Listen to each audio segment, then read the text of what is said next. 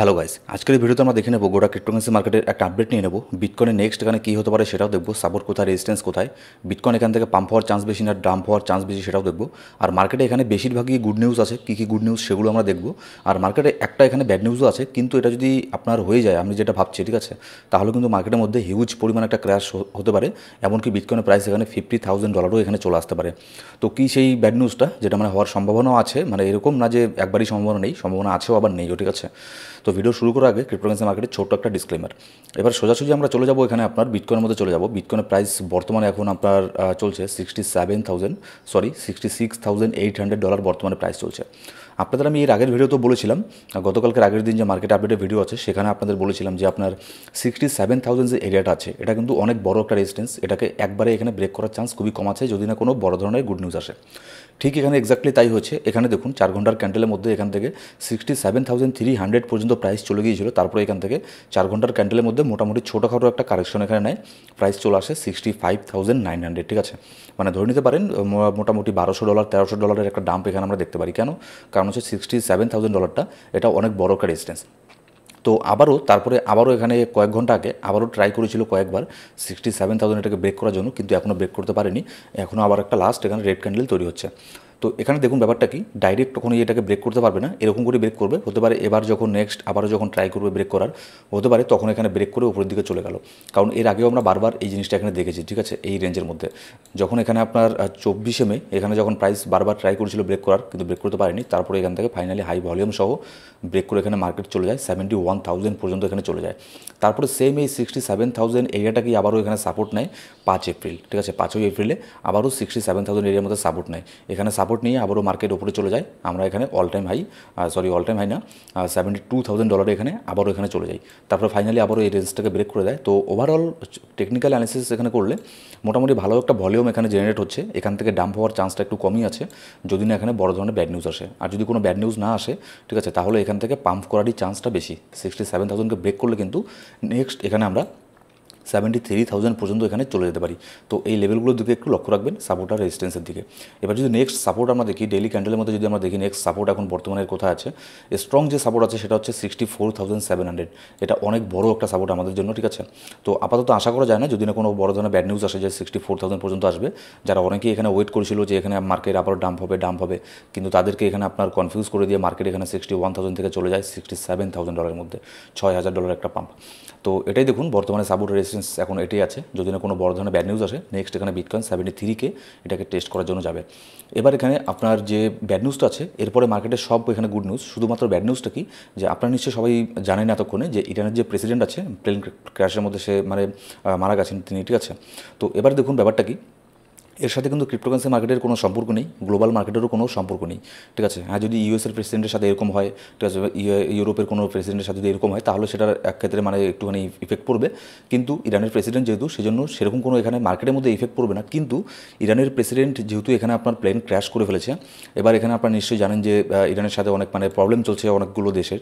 এবার যদি এরকম ইন ফিউচারে যদি এরকম নিউজ বের হয়ে আসে যে কোনো দেশের এখানে লিডার, কোনো দেশ, অন্যান্য কোনো দেশ যদি প্ল্যান করে যদি সেই প্লেন ক্র্যাশটাকে করে থাকে, তাহলে কিন্তু এখানে একটা যুদ্ধ হওয়ার চান্স এখানে কিন্তু খুবই বেশি থাকবে। সেক্ষেত্রে কিন্তু মার্কেট এখানে $50,000 পর্যন্ত চলে আসতে পারে। আর যদি এরকম কোনো কিছু না হয়, জাস্ট সেটা যদি মনে করুন নর্মাল যদি একটা আবার হয়ে থাকে, তাহলে এখানে মার্কেটের মধ্যে তেমন কোনো ইম্প্যাক্ট কোনো কিছু এখানে হবে না।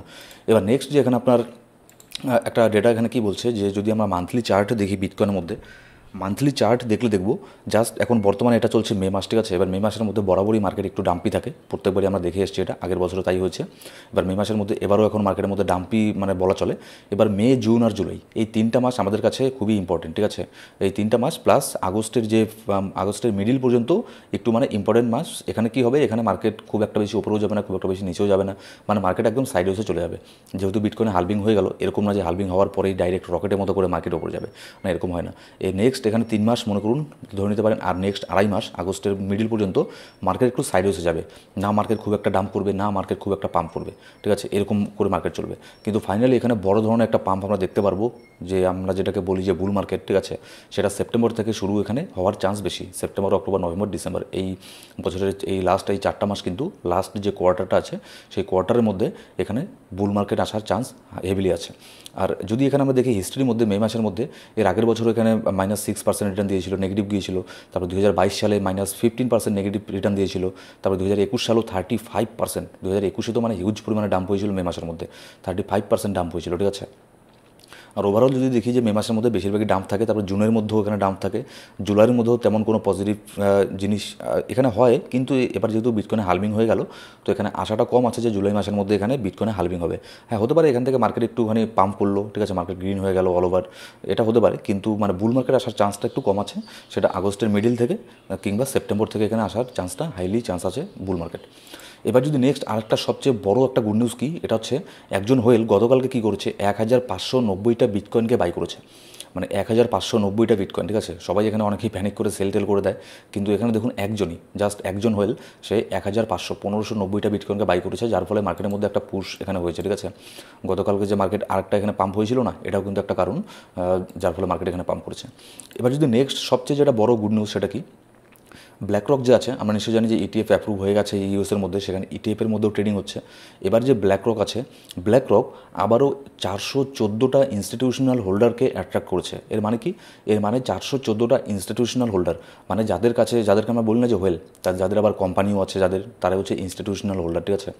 তারা যারা মানে বড় বড় ইনভেস্টার, বড় বড় কোম্পানি, সেরকম 414টা বড় বড় ইনস্টিটিউশনাল হোল্ডারকে তারা এখানে অ্যাট্রাক্ট করছে। মানে 414টা ইনস্টিটিউশনাল হোল্ডার্সকে, কোম্পানিকে তারা এখানে মার্কেটের মধ্যে নিয়ে আসছে।